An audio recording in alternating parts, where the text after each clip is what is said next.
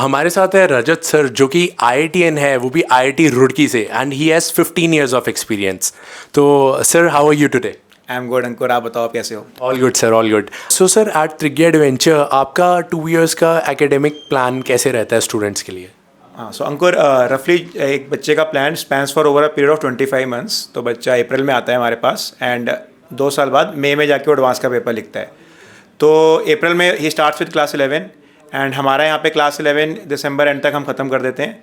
उसके बाद for next 2 months जनवरी और फरवरी में हम उसके रिवाइज़ कराते हैं 11th की क्लास की चीज़ें. एंड मार्च में बच्चा अपना पेपर लिखता है 11th का and immediately after paper mid मार्च के आसपास आप समझ लो हम +2 शुरू कर देते हैं. जो +2 का जो सिलेबस होता है वो रिलेटिवली जल्दी ख़त्म होता है. बच्चा भी थोड़ा यूज टू हो गया होता है, प्रिपरेशन करते 1 साल से प्रिपरेशन कर रहा होता है. तो रफली हम सितंबर एंड तक हम अपना +2 का सिलेबस ख़त्म कर लेते हैं. एंड फिर हम अक्टूबर, नवंबर, दिसंबर ये 3 months पूरा सिलेबस 11th 12th का दोबारा से रिवाइज़ कराते हैं, जिसके अंदर फिर हम टेस्टिंग भी करते हैं, मॉक टेस्ट देते हैं बच्चे काफ़ी. एंड जनवरी में बच्चे का फर्स्ट JEE मेन आता है. ये जनवरी की बात कर रहा हूँ मैं, 2 साल बाद. तो बच्चे का जनवरी में फिर JEE मेंस का पेपर आएगा. फेब में बच्चा मोस्टली अपने बोर्ड्स की प्रिपरेशन करता है. +2 का बोर्ड्स उसके मार्च में आ जाते हैं. एंड आफ्टर मार्च, मिड मार्च के आसपास हम दोबारा से मॉक टेस्टिंग और रिवीजन शुरू करते हैं for JEE mains 2. JEE mains 2 रफली फर्स्ट वीक ऑफ अप्रैल में होता है. तो उसकी तैयारी शुरू करता है बच्चा. And once that is completed, जो लास्ट 40 to 45 days होते हैं, that is an exclusively for JEE advance, जिसके अंदर प्रीवियस एडवांस के पेपर्स ये सब और कलेक्शन ऑफ क्वेश्चंस और डिस्कशन और डाउट सॉल्विंग ये सब रहता है. एंड में जाके एडवांस का पेपर होता है. तो ये रफली उसका 2 साल का करिकुलम बच्चे का ऐसे रहता है. So that was a long journey, and I think it's a tedious process. So what do you think, like, what is the main step of preparation for a student once he completes the syllabus? So what is the main steps Trigger Adventure takes? देखो, मैं एक बार जो syllabus हो गया that is just the half battle done. आप syllabus के बाद सबसे इंपॉर्टेंट चीज़ है कम से कम बच्चा 2 से 3 बार पूरा सिलेबस रिवाइज़ करे. तो उसके लिए ज़रूरी है एडिक्वेटली टाइम पे सिलेबस ख़त्म हो जाए. तो अगर जनवरी में JEE का पेपर है तो सितंबर एंड तक सिलेबस अगर हो जाता है तो उसके पास 4 months मिलते हैं, क्योंकि जनवरी एंड में होता है सिलेबस टेस्ट होता है. तो अक्टूबर, नवंबर, दिसंबर, जनवरी ये 4 महीने मिलते हैं जिसमें वो रिवाइज़ करता है. तो उसमें आप ईजिली 2 times रिवाइज़ कर सकते हो. एक बड़ी रिवीजन जो 2.5 से 3 महीने में ख़त्म हो जाती है, and then a short revision जो आप 1 month में कर सकते हो just before the paper. And एक बार आपने जनवरी का पेपर दे दिया, उसके बाद अगर आपका टारगेट JEE एडवांस का है तो आप एक रिवीजन आप और डाल सकते हैं. वो रिवीजन बेसिकली आप JEE मेन 2 के बाद कर सकते हैं, क्योंकि JEE मेन 1 के बाद तो मोस्टली बच्चे बोर्ड्स के प्रिपरेशन में बिजी हो जाते हैं. एंड बोर्ड्स के बाद इमीडिएटली बाद JEE मेन 2 ही आ जाता है. तो JEE मेन 2 के बाद there still a gap of 40 to 45 days, उसमें आप एक और रिवीजन डाल सकते हैं. तो 3 रिवीजन तो बेसिकली एडवांस के से पहले करनी ज़रूरी है. इसके अलावा इस टेस्ट कम से कम आपको 40 से 50 टेस्ट लिखने हैं फुल सिलेबस के IIT का पेपर देने से पहले. इस टेस्ट के थ्रू ही आप अपनी गलतियों को समझ सकते हैं, क्या क्या गलतियां कर रहे हैं, कौन से टॉपिक्स आपके वीक हैं, अपनी स्पीड बढ़ा सकते हैं. एंड एग्ज़ाम प्रेशर कैसे हैंडल करना है वो सीखते हैं आप इन टेस्ट के थ्रू.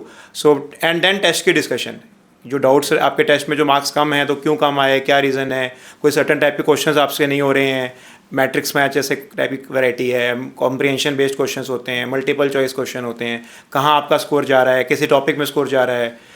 तो वो सब discussion with the concern teacher कि आप अगले टेस्ट में इम्प्रूव करें.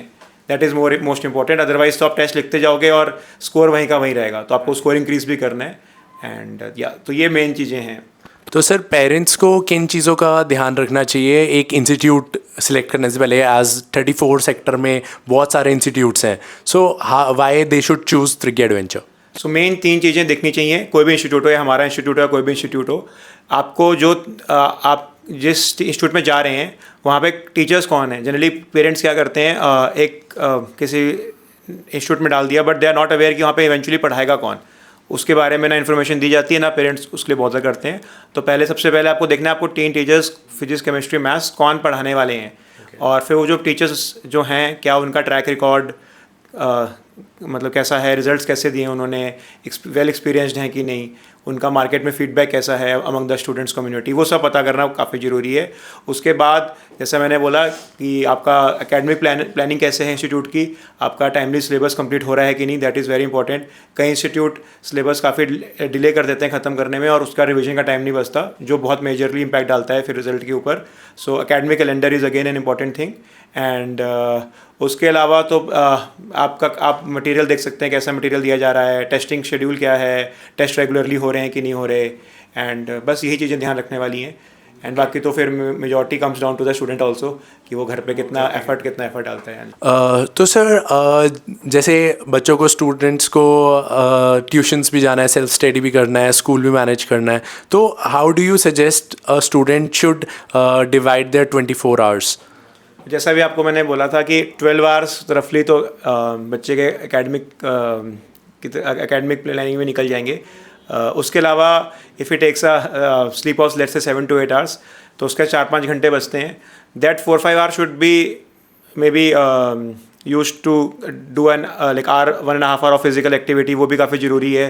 फिजिकल एक्टिविटी से ऑफकोर्स माइंड को भी एक रिफ्रेशमेंट मिलता है, एक तरह से बेटर सोच पाता है, बेटर एनालाइज कर पाता है क्वेश्चंस को।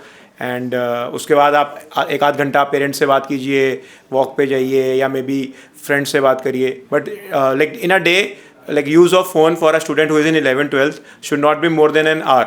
1 घंटा अगर फ़ोन कर रहा है तो ठीक है, आप फ़ोन पे बात करें फ्रेंड्स से, कुछ वो भी एक आपकी स्ट्रेस बस्टर काम करेगा। बाकी उसके अलावा तो आपका कुछ टाइम फिर अपना खाना पीना और इन सब एक्टिविटीज़ में निकल ही जाता है।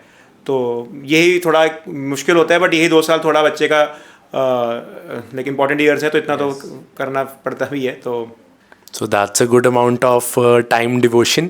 तो अगर आप भी IIT या नीट के लिए प्रिपेयर कर रहे हैं तो एटलीस्ट आपको 11 to 12 hours of dedicated study करनी पड़ेंगी।